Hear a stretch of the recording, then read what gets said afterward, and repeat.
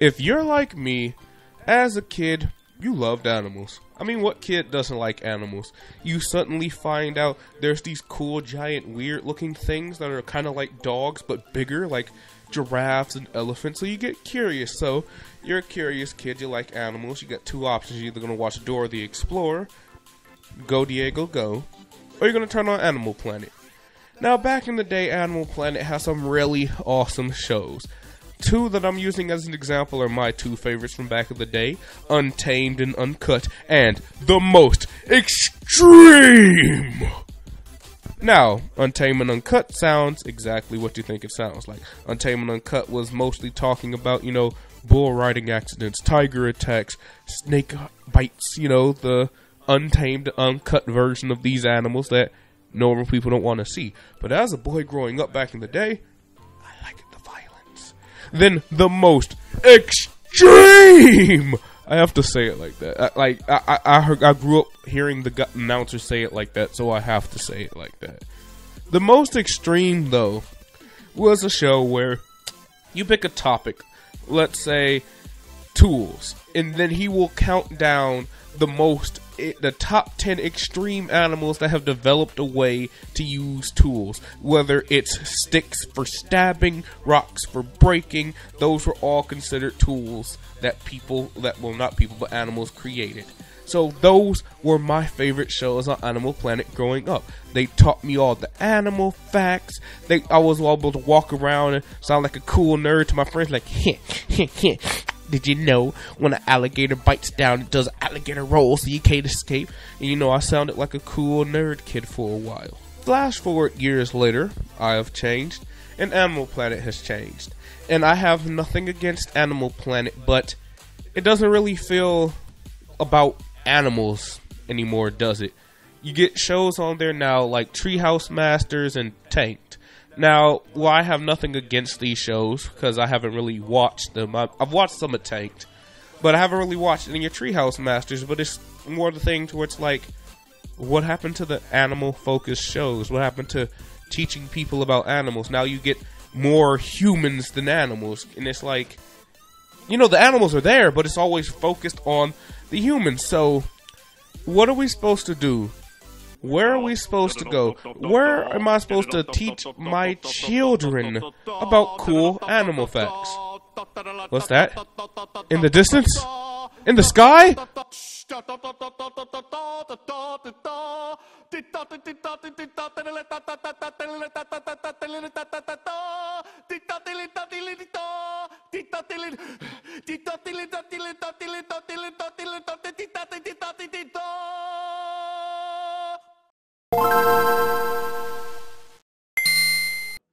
This amazing YouTube channel to have come out of seemingly nowhere is the one and only Tierzoo, giving you all the hot animal facts that you needed using video game terminology to keep it fun and interesting. Through this, he has created the one and only animal tier list. For our fans out there that aren't big in the gaming community, let me give you some definitions for you to learn.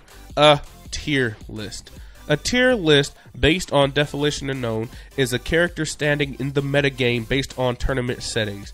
Basically, these is a rank of characters who play good based on what we've seen in tournaments. They're mostly used for fighting games, so you probably won't see a tier list for, like, I don't know, Cooking Mama or something. But for games like Smash, Tekken, even Pokemon, you will have a tier list of which character is better, which character is okay, and which are horrible characters to play with. Let's use this Smash example that I got from Reddit. Let's put this up on the page. Okay, so for example, using this recent December Smash Bros tier list from Reddit, you can see that tournament-wise, Diddy Kong and Bayonetta are better characters, putting them at the S tier spot, while Jigglypuff is down in the bottom D tier list-wise. Now, tier lists are always being debated, updated, changed, because as the game continues and patches are made, like for Smash Bros, sometimes you might nerf a character. This happens in Overwatch a lot. When a character is nerfed, they take away some of its powers and abilities. I know they nerfed D.Va some. I'm kind of bitter about that. But that's just for video games. So that brings to the question, is there a tier list for life? As humans in this thing that we call life, our metagame, are there things stronger than us, weaker than us? Fun fact, there is. So, how are we supposed to figure out what's stronger than us, what's weaker than us? Here comes TierZoo to answer our questions. TierZoo is the only place where I have found a definitive tier list for animals and humans on where we all stand in life. Take a look at this screenshot from one of his first videos. Schmack. No, his first video are all amphibians low tier. As you can see, he put where the best animals are the S rank, where you can see humans and dolphins, how we stand as S ranked as two of the smartest creatures. But at the lowest tier, the F tier, with a silhouette of a koala and an amphibian. Now, as you watch the video, you will learn that not all amphibians are weak low tiers. You have some strong high tier animals, like the Kang toad, actually making it into S tier. Now, TierZoo is a really nice guy. He doesn't just make the tier list based on how strong an animal is. Like, even though a gorilla will probably make it into the S tier, that's not the only reason why a gorilla is up there. Like, don't you think a gorilla could beat a dolphin with physical strength? He bases tier lists on not only the physical raw power, but also the mental intellect of the creature. Like, do you know all the amazing things that humans and dolphins can actually do? Dolphins are one of the few animals that can watch TV. Like, I know that is a weird thing considering that dolphins have made a bunch of extreme advancements and stuff that I could talk about that would require me to research. But they can watch TV. That's what I do. A dolphin can do my job. Isn't that awesome? Like, that is just one of the coolest things I've learned following TierZoo on Twitter.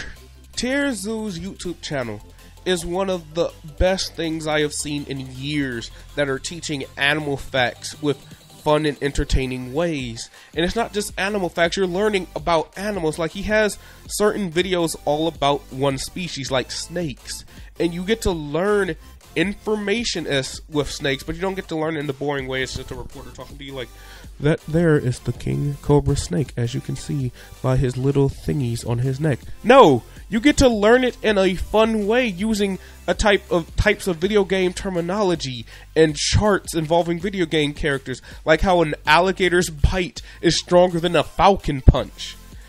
That's what makes his channel special. That's why me and a bunch of other people find it so enjoyable. It's a new way of learning. And that's what we've been needing a lot in the world. We need more ways of learning than just one, because there's one thing I learned in high school. This is what a teacher told me. There's like multiple ways of learners. There's learners who would like to sit down, read a book quietly, write notes, and that's how they learn. But then there's people who has to physically do things to learn it. Like people where you want to talk to gravity. You can just write it on a board, here's how gravity works. And then there's people who learn it if you pick up an apple and drop it, and like, this is how gravity works. The multiple ways of learning. And TierZoo has found a way that's appealing to gamers and a lot of other people. Let me show you some examples. I have to read this off my phone to make sure that I do this right. But at James_Tickle shared this on Twitter. After showing his teacher a video, the entire class joined in on watching the video. Now, isn't that awesome? This TierZoo is somebody I would like to see in a classroom. He could be a teacher.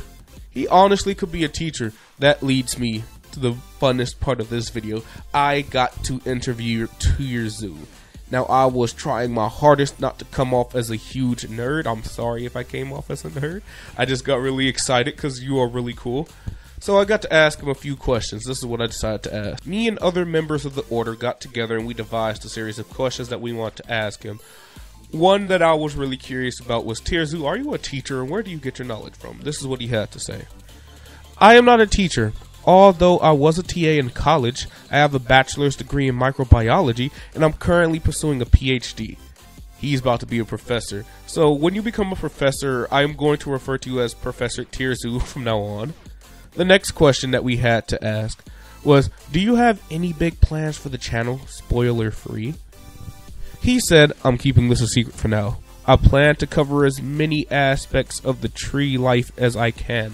and we are looking forward to it. Honestly, you covered one of the things I wanted to hear about when you made a video of our dinosaurs playable. Oh, sorry for my lisp. But yeah, that was what I was so interested about, because I was like, where would dinosaurs stand on a tier list? We asked him, what inspired you to make a YouTube channel and make these awesome videos about animals? This is what he had to say. When I was a kid, I wanted to be someone like Steve Irwin, Jeff Colwyn, and Coyote Peterson. Their passion for biology inspired me. Now, as for YouTubers who have been influential towards my own video format, I'm definitely emulating channels like Casually Explained, Salmonella, and Your Movie Sucks.